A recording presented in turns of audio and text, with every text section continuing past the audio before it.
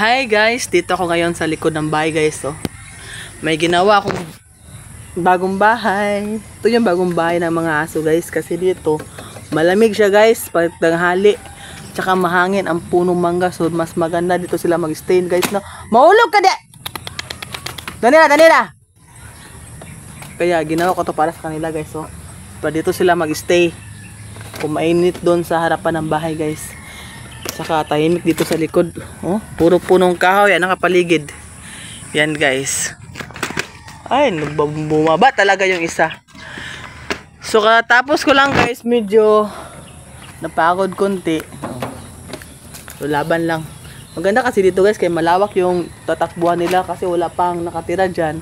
May nakatira sa likod pero meron stand dyan na sila guys. So dito, malawak. Ito lang nakabakod lang siya pero makadaan pa rin sila doon guys. Ito yung aso ko nga nasa ng kapatid ko na di sinasadya, nakalakad na siya guys. Oh. Misong. Yan. So, dito muna ako nag-stay para masanay sila dito. Sinira na niya. Oh. Sira na yan. So balikan ko yung maya guys. Medyo napagod ako guys kasi binuhat ko kasi ito. Oh. Doon kami ng anak ko medyo mabigat siya konti pero ano, pinagsikapan talaga namin para malipat dito para maging bahay-bahay na nila guys dyan. Pag malakas yung ulan guys, ay natabunan ko to ng tila dito para hindi talaga sila mabasa. Dito ko sila ilagay lahat para hindi talaga sila mabasa guys. Kawawa naman. Yung mga aso, mga tuta ng kawawa, puro kawawa. So see you maya guys. Dili lagi mangaway ba nga naman eh. Huy. Gara.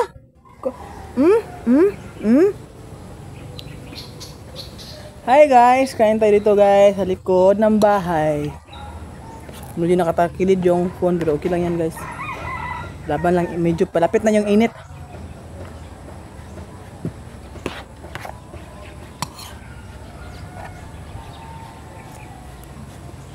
Mamaya mag-iingat ko dito. Baka ng anak ko.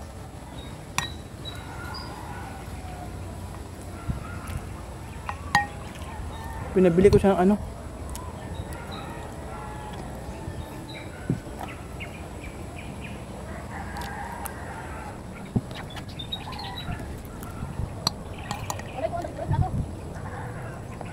Ano? Walo! Ano naman? Ambil ito.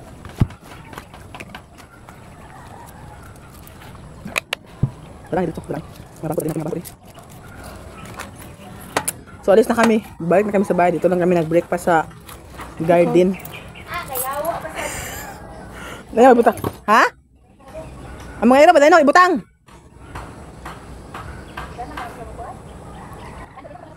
Handa? Kani natin bari. Wan man magbasa man diyan kay magdaos ng tubig. Ang tubig dala mo kanina. Mabasa man ang tubig dala mo naog. Buka sa unoy.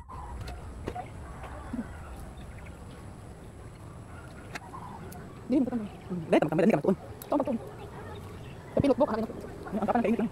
Wait niyo, mga bro. Dali. Dito tama lang bro. Ano dan? Wala ka man ko. Datang ko niya. Datang misa. Nakita? Mo tong dali mo tuon. Uy, amilo pa kadto. Bayo. Balikan mo ko kasi maganda pa tayo ng ano ha. Bangko. Ay nala ikaw dalaan ako sa bangko. Ay nakiyadens ko man eh. Yun na, ako lang madala sa bangko. Sarap ang hangin dito. Ay! Lami na kayo di mo wala ka. Lami na kayo matulog ba ba? Hindi mo ka matulog dyan eh. Sulod o, ikaw pulis ayro.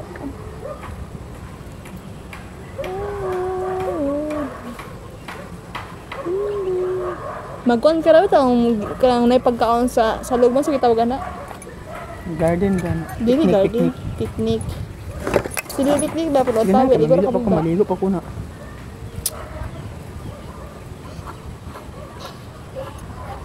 Kanang grugmukan ng baboy yan sila. Ano nila? Tagani sila pakauna ha. Pagturo? Dala. Dala ng tubig. Ang mga dag ko dala sa ubos. Si Mara, Danira, si Mara. Wala mo, dito ka. Kaya sa kamagulat kay balik ko gani kay ano. Kuan ka ng Hi guys! Tapos na kaming kumain guys. Andun yung misa namin kanina. Kita nyo ba guys? Kita nyo ba may misa dyan dun? So dito muna kami sa ano guys, lilim ng mangga. Yan oh. Muni-muni, manonood sa tingin-tingin lang sa paligid guys. Kasi dito guys mahangin. Dun sa bahay, ang init. Iba talaga dito. Gusto ko matulog dito. Ito yung upuan namin guys oh. Pakita ko sa inyo ang background. Nakita niyo naman to guys, pero balik-balik lang ang background muna natin guys. No? Kasi wala talaga tayong pupuntahan guys. Gawa namin ngayon. Ang anak ko dito siya mag-study daw kasi nga ano, mahangin. Gusto ko sana matulog. Kahit sandali lang kasi nga hindi istot yung tulog gabi. Nagising ako mga 1. Nakatulog ako balik mga 4. Walang ganun.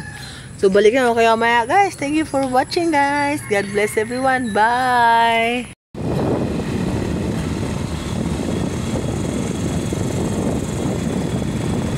So yan guys, sinamahan ko yung asawa ko. Pupuntahan niya yung kasamahan niya sa trabaho. Medyo madilim talaga dito kasi minsan lang yung mga bahay dito at wala masyadong ilaw. Kasi nasa liblib kami ng probinsya, dumaan at doon kami pupunta. At ang lugar na ay pupuntahan guys, walang kakuryente kahit tubig. Buti na lang yung kasamahan niya umakyat siya sa taas. Sinalubong niya na kami para hindi na kami bababa doon sa kanila banda. Kasi ang lugar nila guys ay napakaputik at madulas sa daan. So nakita nyo na guys, ang dinaanan namin guys. Ang dilim, walang kailaw-ilaw. Kung di ko pinailawan tong cellphone ko, wala kayong makikita. Kaya ginawa ko ang lahat para sa inyo. Nakakatakot talaga sa mga sabi-sabi dito nga delikado ang lugar na to. 24 hours later. Hello guys. Punta tayo sa bahay ng isa kong brother-in-law guys.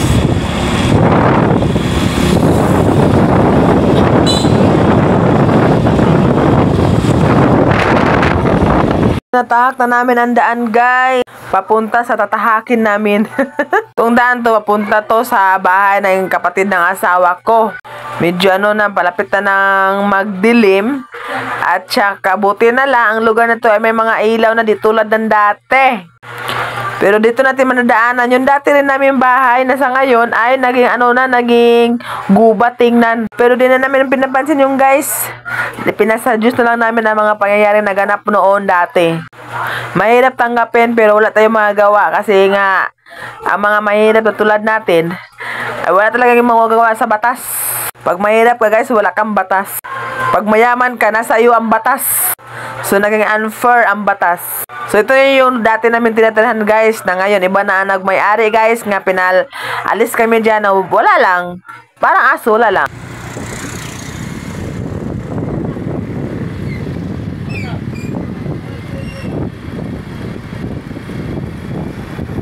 Malapit na tayo guys. Yeah!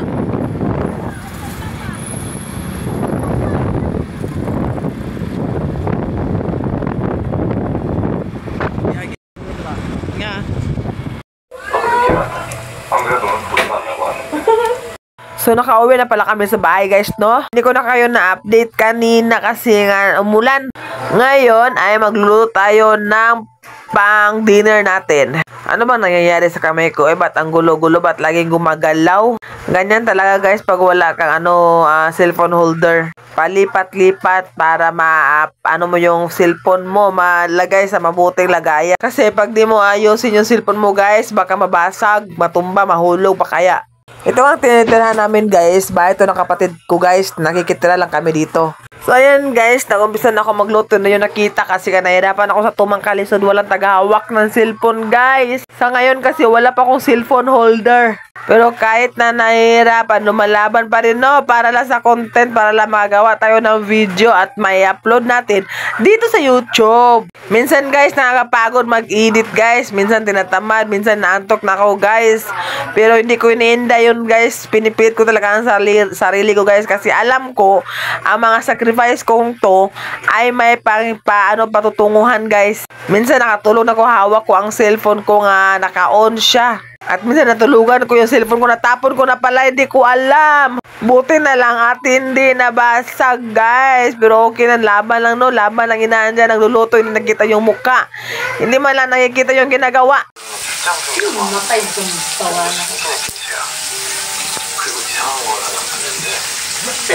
So ayan guys, tinaantok na ko stay. Nagluluto na pala ako guys. Kita nyo yung palaya. Sa ngayon kasi naantok talaga ako. Pero hindi pwede matulog kasi nga tatapusin ko to. I-edit ko para ma-upload ko ngayong gabi. So ayan na yung palaya. Nilagay ko na sa kawali na may mantika, may sibuyas, may ahos na dyan. Mix. Sana hindi ito hindi ito mapait. Ay, lato talaga ako. Diyos ko. Ganito ba kahirap ang buwan. Nilagyan ko pala ng paminta yan, guys. Yung niluluto ko na yan, guys. Para masarap at hindi siya mapait. Bago ko yan niluto, hindi ko na yan kinanaw ng asin. Basta galaw na yung kumusan, oy. Basta hindi ko nilagyan ng asin yung ampalaya para fresh siya, no? So, ginawa ko, binabal ko na lang sa tubig para hindi siya papait. Yung ahos pala, your garlic, di ko pa pala nalagay. O ano ba nangyari? Ay, nilisan ko pala dyan banda, guys. Kasi gusto yung makalat. Habang nagluluto ako, inugusan ko yung mga pinggan, guys, para hindi magkalat dyan. So, ayan na, guys. Malapit na maluto yung pinaluto ko nga ampalaya. So, let's watch yung mamaya, guys. Thank you for watching, guys. See you to my next video. Guys. Gabi na pala dito, guys. Ang lakas ng ulan sa labas. Alam ko ba? Lakas ng ulan sa labas. So, dito pala ako nakakain na kasi kami, guys. Ano ba Tagalog yung naghuhukad, oy? So, ang kain na ito, bagong luto ito. Lipat ko ito para malamig siya. Sinuluto na ako ng ulan. Ito yung anak ko. So, yung maya, guys, ang lakas ng ulan, no? Ang lakas talaga. Tata dali. Laos ta! So guys, gabahan na din ni guys, oh. Sandali guys. Hati yan.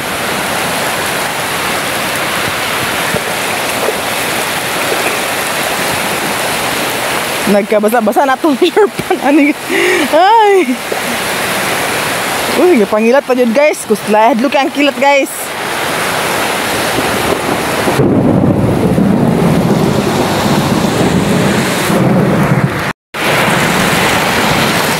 Hindi magkumpiyansa karon guys, kay grabe nga kilat.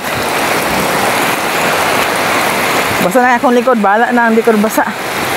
Mag-iuso din sa balay ba?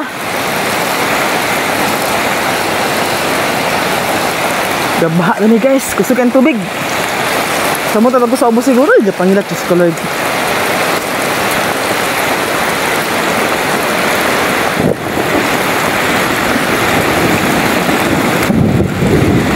Lord, protection name me, Lord. Subukan ang langit, guys. Ang langit. Hindi ka ba? Magpahinga pa.